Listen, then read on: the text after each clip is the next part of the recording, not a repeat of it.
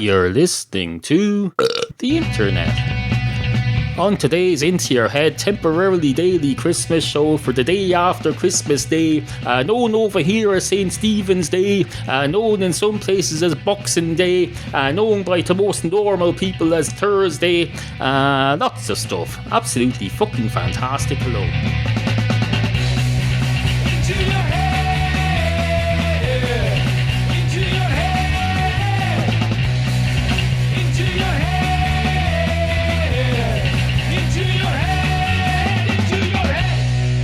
Once upon a time, there was a nativity dog, as mentioned in yesterday's brief Christmas Day episode. But we didn't mention, in fact, I didn't mention that he existed once upon a time. I just did a bar story in which he walks into a bar. I didn't confirm that he ever existed. So I can confirm now that once there was a Christmas nativity dog, although admittedly this may be a fictional story. It's a real story. Well, it's not a fictional story. The story exists, or will exist once I've told it, but the dog itself may be fictional, or may have been fictional at one point, or may have been may be fictional now but become real in the future, because things come real sometimes. If you, for example, hear this story and subconsciously decide to name a dog after this nativity dog at some point in the future, not that I've given them a name, so I don't know how you do that. You'd have to come up with the name yourself, in which case you'd be adding bits to my story. You'd be making a derivative work.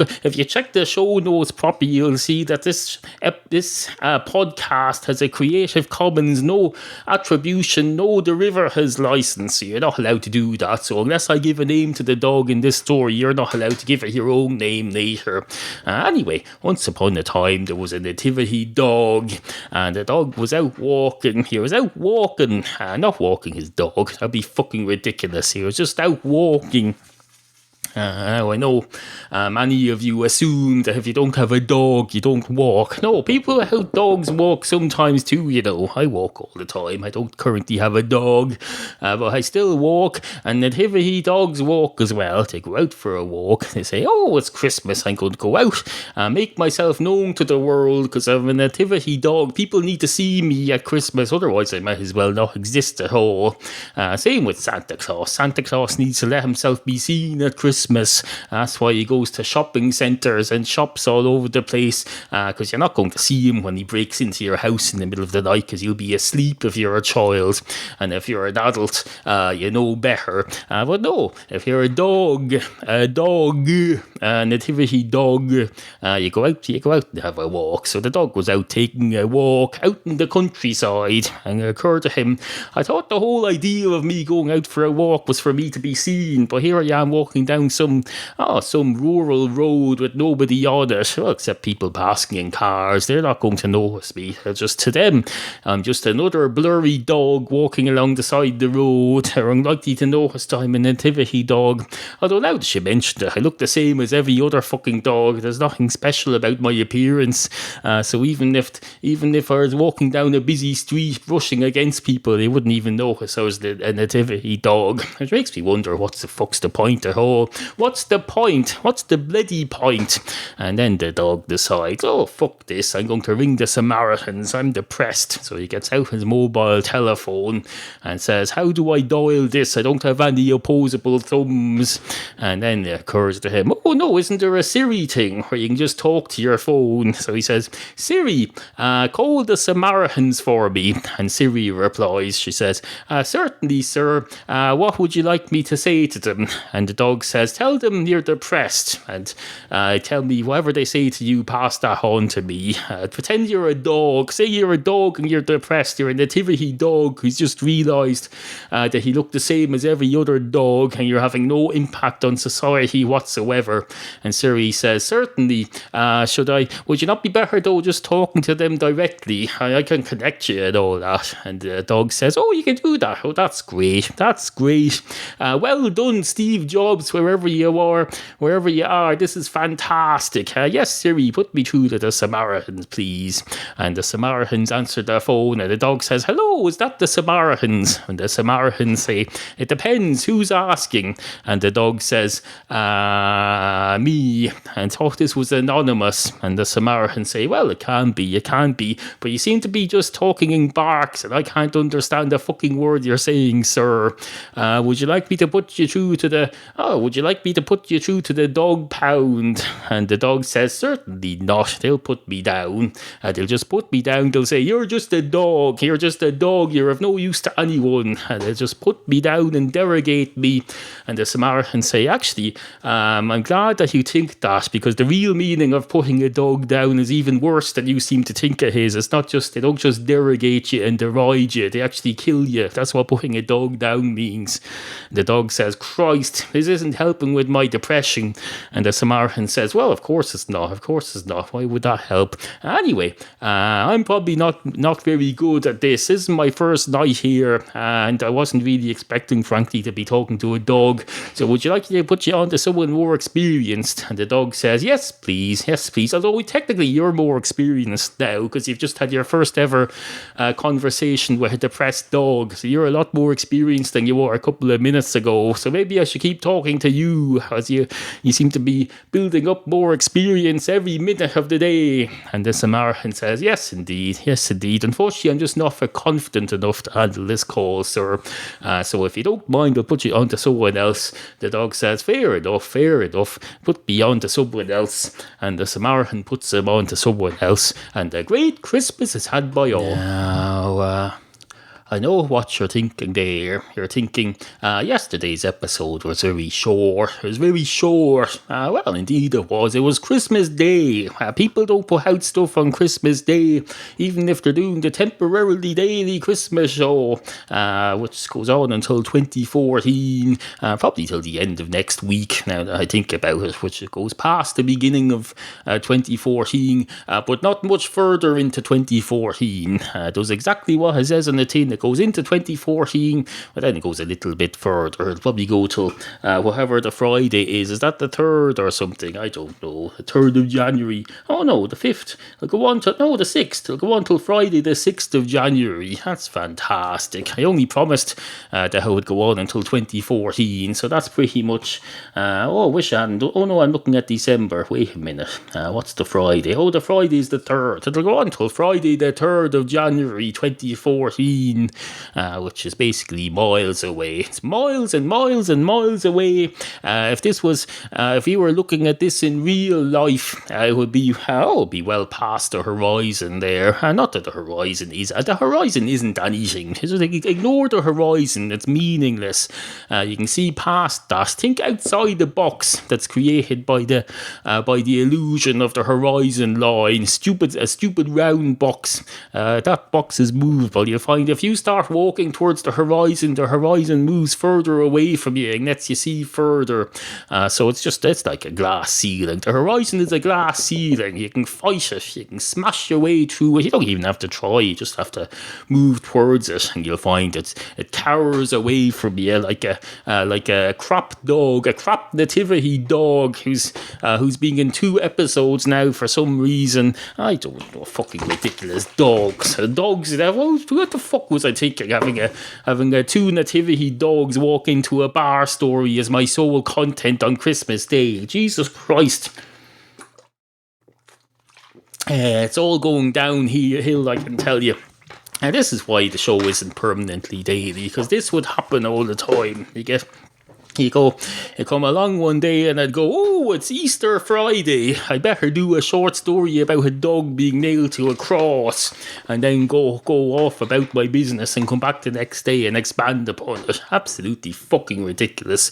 Anyway, on with the show. Monkey nuts, that's what they call them. They call them big steaming, shit-eating, piss-piling, monkey wrench stealing. Do monkey nuts steal monkey wrenches? It probably does. That's a bit of a silly question now that I think about it. But you have to let it all out before you can analyse it. You can't analyse it while it's still stuck inside you. That's why doctors always look for a sample. They don't just say, oh, and how does that feel inside you? They do not. They say, give us a sample. Let some out and give us a sample. sample in a tube, put it in a tube, and then put that in a paper bag, and then put that in the plastic bag, and then put that in a satchel, and then put that in the boot of your car. And if you're stopped by the cops, for Christ's sake, keep your mouth shut, because they'll say, what's that smell off your mouth? And you'll say, that's how I smell normally.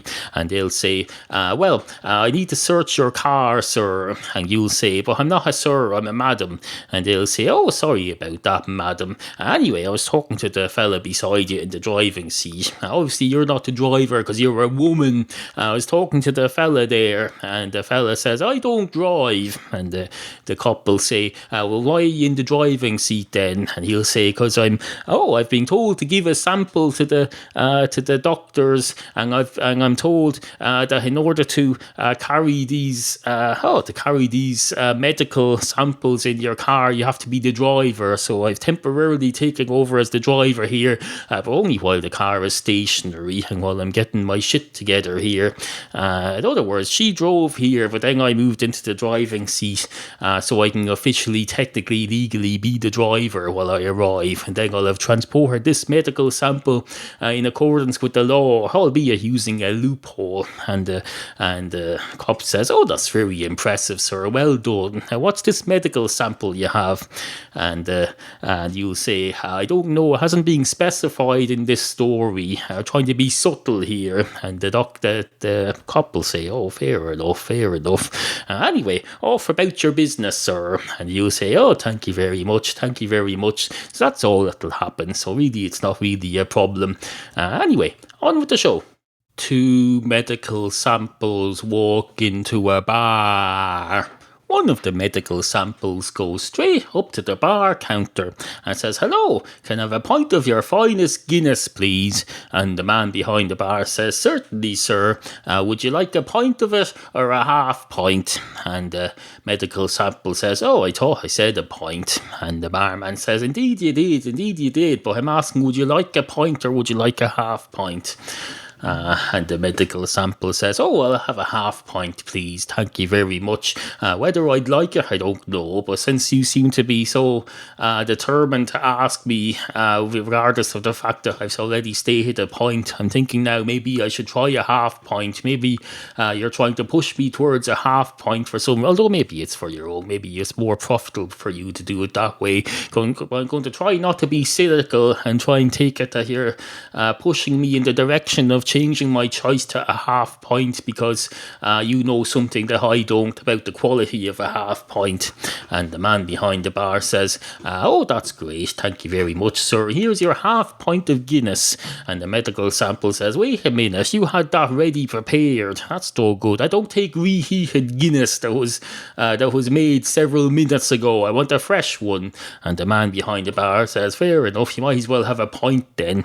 And the medical sample says, oh, so you don't happen to have a pint ready made? And the barman says, Christ no, we make these fresh on the spot,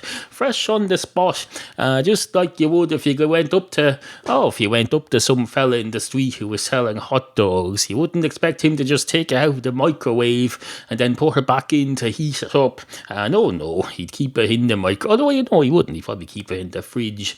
Now that you mention it, I was on holiday once in Mallorca and there was a place claiming to be a traditional burger shop. I went up and I said, have a burger and chips, please. And they put the burger in the microwave. Absolutely fucking ridiculous. But everybody was drunk, so nobody cared.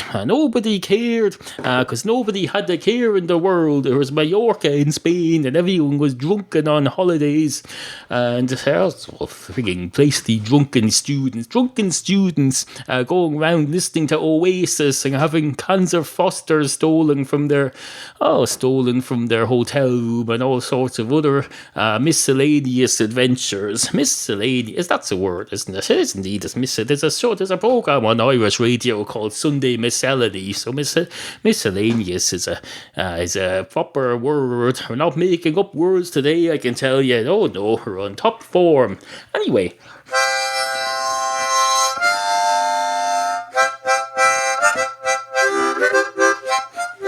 I have no commercial interludes today, so we'll have some music instead. Remember, We value the opinions of you, the humble and ignorant listener. Email studio@intoyourhead.com. Two cats walk into a nativity play.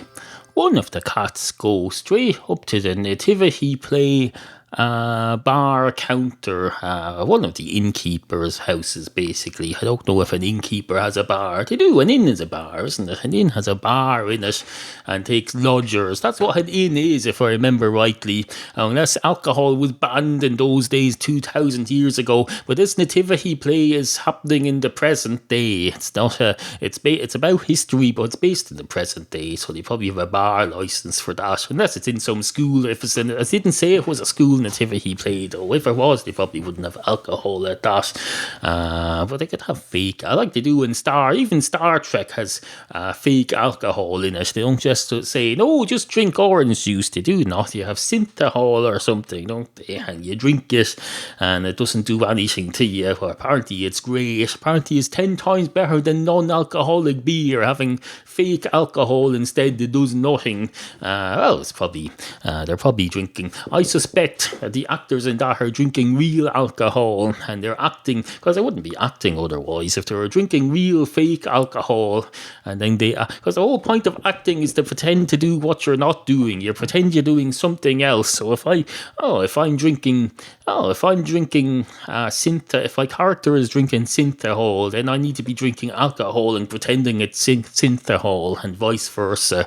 Otherwise, it's just a freaking fly on the wall documentary. And those ended back in the 80s, or at least they changed what they were called. They're called reality show. Back in my day, you young people probably don't remember this, but back in the 80s, reality shows were called fly on the wall documentaries, and you'd have a camera somewhere that would be basically the fly on the wall, and you did activists as if the camera wasn't there, and you'd watch them, you'd peer in on them like a pervert. You'd be peering in on pervert. Usually it was something on the BBC, and they'd have they claimed to have some proper motive for making this program. It wasn't just watching some people going around being rich on MTV or something. No, it'd have a fly on the wall documentary about the customs and excise services and their work at the airport and finding plants in people. They used to have an Australian one. They'd find plants in people's bags. They'd say, "Oh, you're carrying a plant into our country. That's going to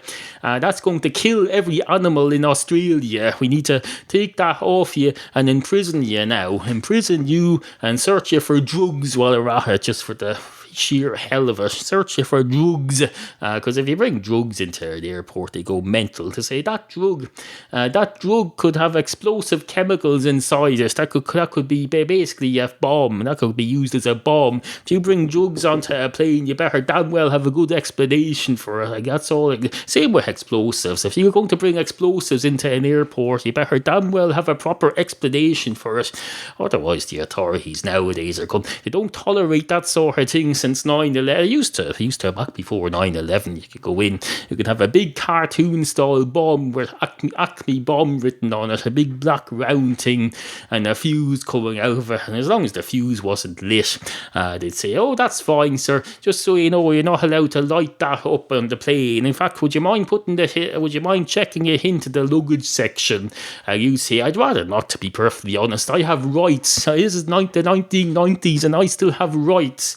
And they'd say, "Oh, you're absolutely right, sir. Let you carry that with you. Just please be careful. And if you need any help putting it into the overhead bin, please let me know." And you'd say, "Why would I want to put it in the bin? If I wanted to dispose of it, I'd just leave it here. I don't want to dispose of it. It's my property. I want to bring it with me." And they'd say, "No, a bin doesn't mean the same as you foreigners call trash. No, a bin is not a bin is a storage unit." And you say, "It is not. It's a bin. I've got bins in my kitchen. I've one for recycling and I've one for normal rubbish." And in fact, although now it's the 90s, so we don't have that yet. We didn't get around to recycling over here until the 2000s. And then they'll say, "Sir, are you a foreigner or a non-foreigner? Because a minute ago you were going, going on about the distinction between bins and trash, and now you're talking about recycling not happening till the 2000s, which implies that you're Irish. Which is it? You'll say, I don't know, this isn't my story. All I know is I have to go away for Christmas tomorrow and we need to get the next episode made. So let's get this one wrapped up and get on with the next one if you don't mind. And they'll say, oh, I'm very sorry for keeping you. I'm very sorry for keeping you, sir, keeping you away from your Christmas activities. Just trying to get you to fill out this podcast and do it properly. And you say, I understand, but we're on a schedule here. And a great night is had by all. Good morning. You've been listening to Neil tell you stories. About cats, probably. Neil talks a lot about cats. Send your topic suggestions to studio@intoyourhead.com.